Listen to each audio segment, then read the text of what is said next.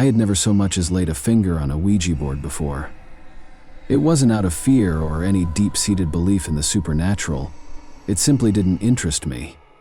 To me, Ouija boards were nothing more than a gimmick, a party trick for people who enjoyed giving themselves a cheap scare.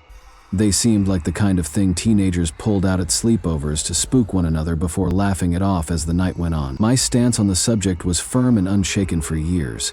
That is, until I found myself reluctantly agreeing to join an impromptu ghost hunting adventure in my mid-20s, all thanks to my best friend Ryan.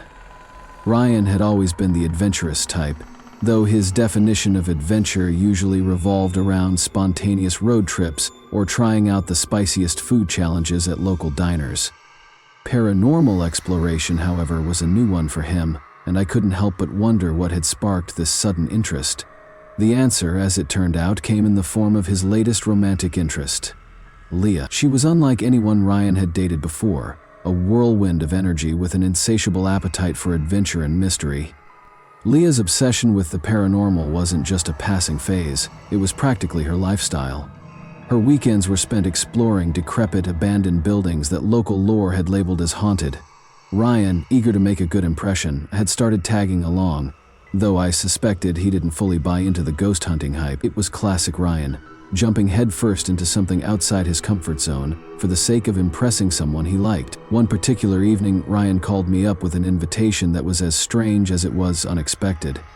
Leah had set her sights on an abandoned house about 30 minutes from town, a place she was convinced was haunted based on stories she'd heard from a friend of a friend. It was the kind of place that had grown infamous locally, whispered about in hushed tones by kids daring one another to go near it. Leah planned to bring along her friend Aaron for the outing, and Ryan, ever the matchmaker, insisted that Aaron was incredibly cute. He wasted no time pitching the idea to me as an opportunity for me to meet someone, emphasizing that I'd be doing him a huge favor by coming along to keep Aaron company.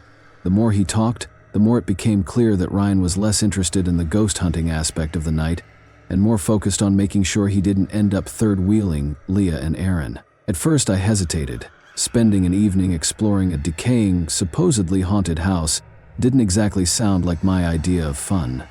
But Ryan was persistent, practically begging me to join, and the prospect of meeting Aaron was intriguing enough to tip the scales. I didn't have any plans for the night anyway, and the idea of doing something completely out of the ordinary, no matter how ridiculous it seemed, started to grow on me. In the end, I caved, agreeing to go along for what I assumed would be a strange but ultimately harmless adventure.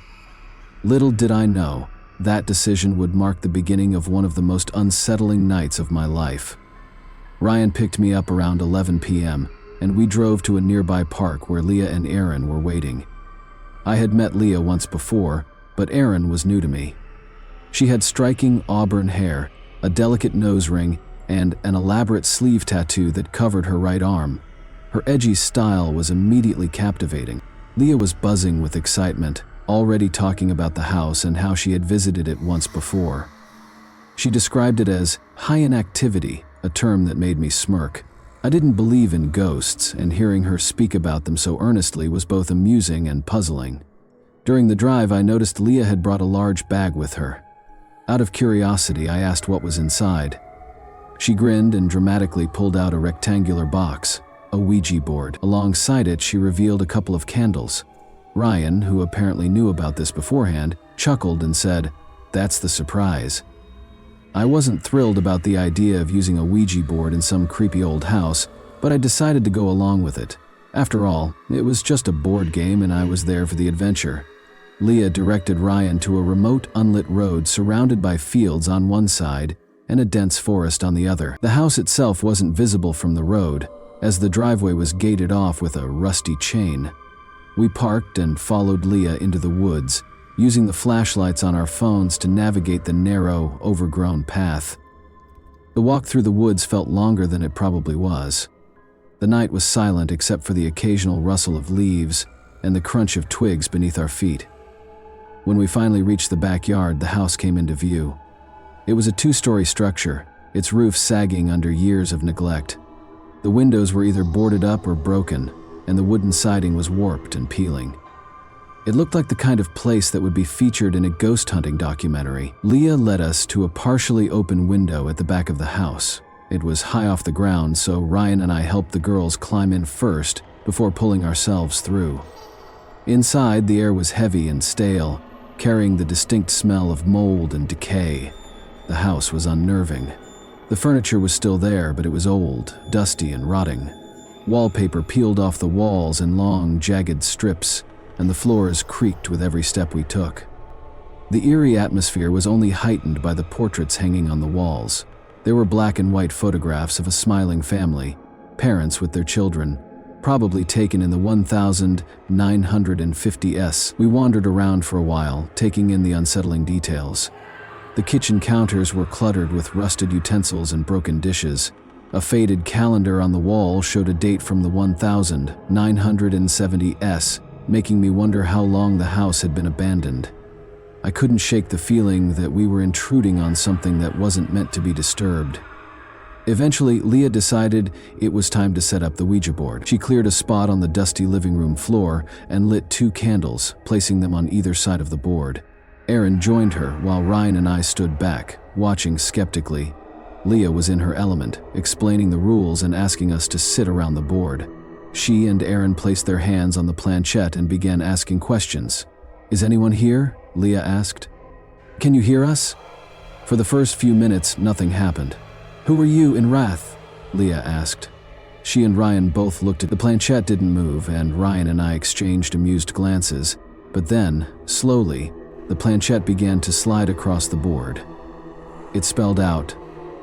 I couldn't help but smirk. Ryan caught my eye and grinned, but Leah and Aaron were dead serious. "This isn't a joke," Leah said sharply, noticing our expressions. "Take it seriously." Leah continued asking questions. "What's your name?" she asked. The planchette moved again, spelling out Samuel. She followed up with, "How long have you been dead?" The response came, 35 years. I was convinced Leah and Aaron were moving the planchette themselves, but I played along. It was harmless fun. Until it wasn't. As Leah asked more questions, a sudden, loud thump echoed from upstairs. It wasn't a small creak or the sound of settling wood. It was a distinct, heavy thud that made all of us freeze. "Did you hear that?" Ryan whispered.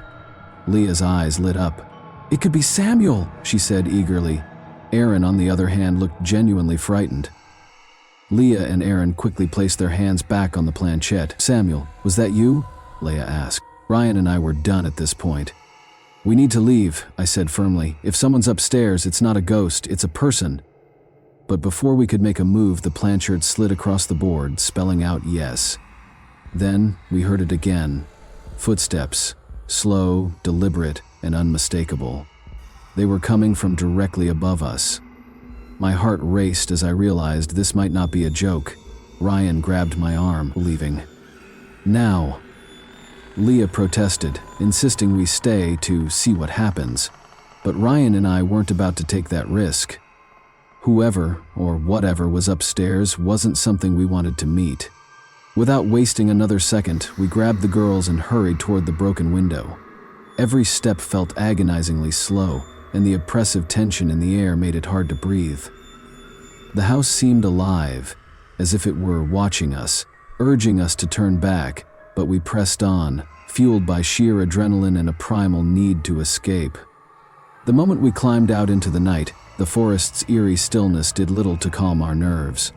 The usual rustling of leaves and distant animal calls were gone, replaced by an unnatural silence that seemed to amplify every noise we made.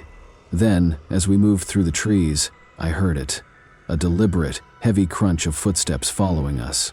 At first, I thought it might be an echo, but the sound was too distinct, too deliberate, and it was keeping pace with us. My heart pounded as I resisted the urge to look back, afraid of what I might see. We ran as fast as we could, the shadows around us seeming to close in with every step. When the car finally came into view, it was like a beacon of safety. Without hesitation, we jumped inside, slamming the doors shut. The locks clicked, offering a fragile sense of security. Ryan started the car with trembling hands, and we sped away, leaving the house and its haunting presence behind. The drive home was heavy with silence.